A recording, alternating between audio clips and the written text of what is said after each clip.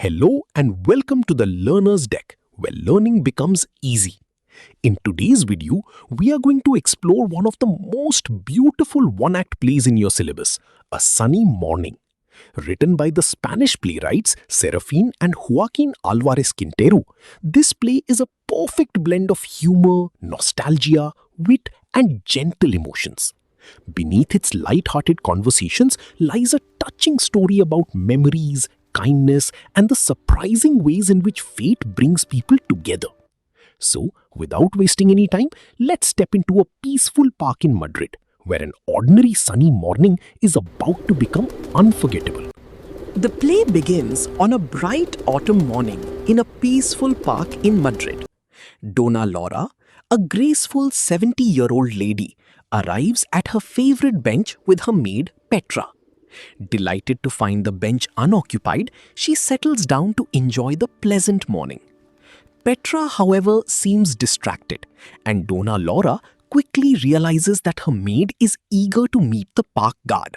With a teasing smile, she allows her to go, asking only that she return soon. Left alone, Dona Laura takes out some breadcrumbs and begins feeding the pigeons, a simple routine that reflects her gentle and affectionate nature.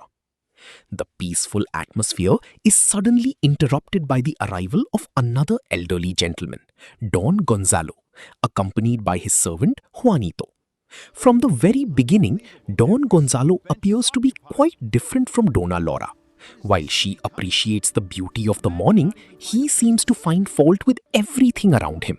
He grumbles about the crowded benches and reluctantly walks towards the only seat available, the one beside Dona Laura. The moment he approaches, the pigeons flutter away, and Dona Laura is visibly annoyed. She points out that he has frightened the birds, but Don Gonzalo dismisses her concern, saying that he doesn't care about pigeons. Dona Laura immediately replies that she certainly does. What begins as a simple complaint soon turns into a lively exchange of witty remarks. When Don Gonzalo insists that the park belongs to everyone, Dona Laura cleverly reminds him that he himself had been complaining about not getting a bench a few moments earlier. His own argument is turned against him, leaving him with no easy reply. Having no other choice, Don Gonzalo sits beside her. Even after taking his seat, their playful quarrel continues. He tries to be courteous by wishing her a good morning, but Dona Laura is in no mood to let him off so easily. Every attempt he makes to defend himself is met with an equally clever reply from her. One amusing moment follows another. When Don Gonzalo casually uses his handkerchief to dust his shoes, Dona Laura immediately notices it and jokingly asks whether he always uses his handkerchief as a shoe brush. Without the slightest embarrassment, he confidently answers yes. Quick as ever, Dona Laura smiles and asks whether he also uses a shoe brush as a handkerchief. Her witty response leaves him speechless for a moment and adds another touch of humor to their conversation. Although they continue teasing each other, the sharpness in their words gradually begins to soften. Juanito then hands Don Gonzalo a book. As he searches for the right pair of spectacles, taking out one pair after another, Dona Laura cannot resist another playful remark. Looking at all those glasses, she jokingly says that she almost thought he was taking out a telescope. This time, even Don Gonzalo cannot remain completely serious. Without realizing it, both of them have started enjoying each other's company. The conversation now takes a pleasant turn. Instead of arguing, they begin speaking about poetry.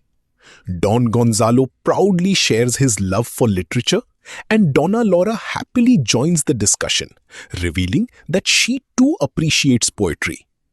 Their common interest creates an unexpected bond between them.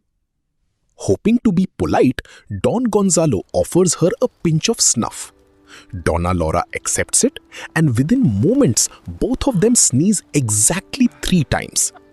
They laugh at this amusing coincidence, and the laughter finally breaks the last barrier between them. The strangers who could hardly tolerate each other a short while ago are now talking with surprising ease and comfort. As the conversation flows naturally, Don Gonzalo mentions that he belongs to Valencia. The name immediately awakens memories in Donna Laura's heart. She recalls the beautiful Villa Maricela, where she had spent some of the happiest days of her youth. This catches Don Gonzalo's attention, and he says that he knows the place well. He even remembers a charming young lady who lived there, a girl so admired for her beauty that people lovingly called her the Silver Maiden. Hearing these words, Donna Laura is deeply moved because she herself is that Silver Maiden. Yet, she hides her emotions and quietly allows Don Gonzalo to continue, setting the stage for the touching revelations that follow. Don Gonzalo begins speaking about the young woman his cousin once loved. He describes her as a girl of extraordinary beauty, fair as a lily, with beautiful black hair, deep black eyes, and a sweet smile that brightened every place she entered. To him, she was nothing less than a dream.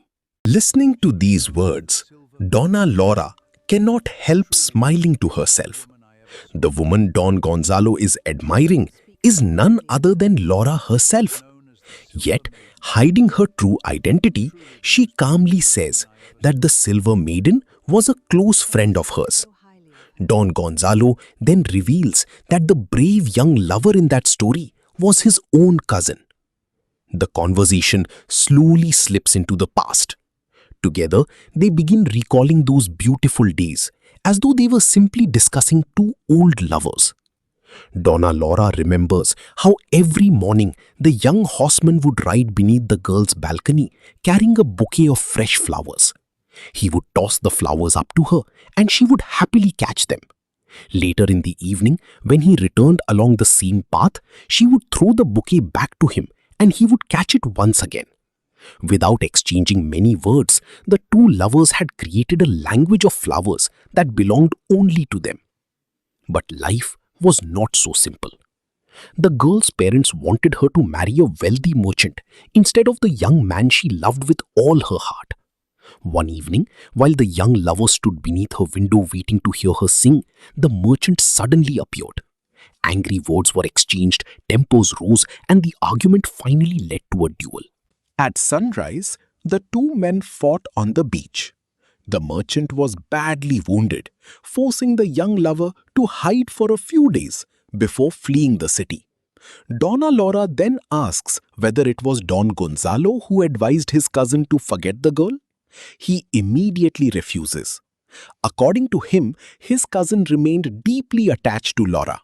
He wrote countless letters, even poems, but none of them ever reached her because her parents intercepted every one of them. Receiving no reply, the young man believed Laura had forgotten him. Broken-hearted, he joined the army, fought bravely in Africa, and finally died on the battlefield with Laura's name on his lips. Donna Laura quietly thinks to herself that the story is a complete fabrication, but she decides not to expose him. Instead, she matches his tale with one of her own. She says that the young girl waited faithfully for news. Days turned into months and months into a year, but no letter ever arrived. One evening, unable to bear the pain any longer, she walked to the lonely beach where they had once dreamed together. She wrote her beloved's name upon the sand and sat silently watching the endless sea. As the waves slowly rose, they swept her away forever. Don Gonzalo is deeply moved by the tragic story. However, he quietly thinks to himself that Donna Laura tells even bigger lies than he does.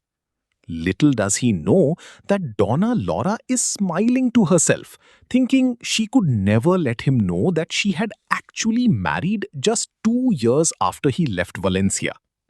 In the same way, Don Gonzalo also keeps his own secret. He never reveals that instead of dying on a battlefield, he had run away with a ballet dancer barely 3 months after leaving. After sharing these memories, both of them fall silent for a moment. The earlier irritation has completely disappeared, replaced by warmth and mutual respect. Donna Laura gently asks whether he will come to the park again the next day. Don Gonzalo happily agrees. This time, with a smile, he even promises to bring crumbs for the birds instead of frightening them away. As Petra and Juanito return, the two elderly friends prepare to leave. Petra gives violets to Donna Laura, saying the guard had sent it for her. Laura and Gonzalo exchange a warm goodbye and promise to meet again on the next sunny morning. Just then, a few violets accidentally slip from Donna Laura's hands. Though old and trembling, Don Gonzalo bends down with great effort to pick them up. Laura turns back and notices him gathering the flowers. At that very moment, her heart whispers, "Yes, it is really him." As Don Gonzalo watches her walk away, he too is certain. Quietly, he thinks to himself, "It is she, without any mistake." Yet neither of them chooses to reveal the truth. Instead, they smile one last time and walk away peacefully, carrying with them the memories of a chapter that had shaped their lives many years ago. Supported by their servants, they slowly leave the park, looking forward to meeting again on another sunny morning. Thus, the play ends on a gentle and meaningful note. It reminds us that time changes our appearance, our circumstances, and even our lives. But kindness, respect, forgiveness, and cherished memories never lose their value.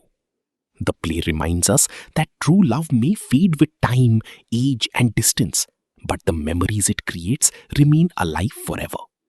Through humor, wit, and heartfelt conversations, the playwright beautifully reminds us that the choices we make and the values we hold shape our lives far more than the passing of time. Thank you so much for watching. If you found this explanation helpful, don't forget to like the video, share it with your friends, and subscribe to the Learner's Deck for more easy and engaging English lessons. Until next time, keep learning and keep growing. See you in the next video.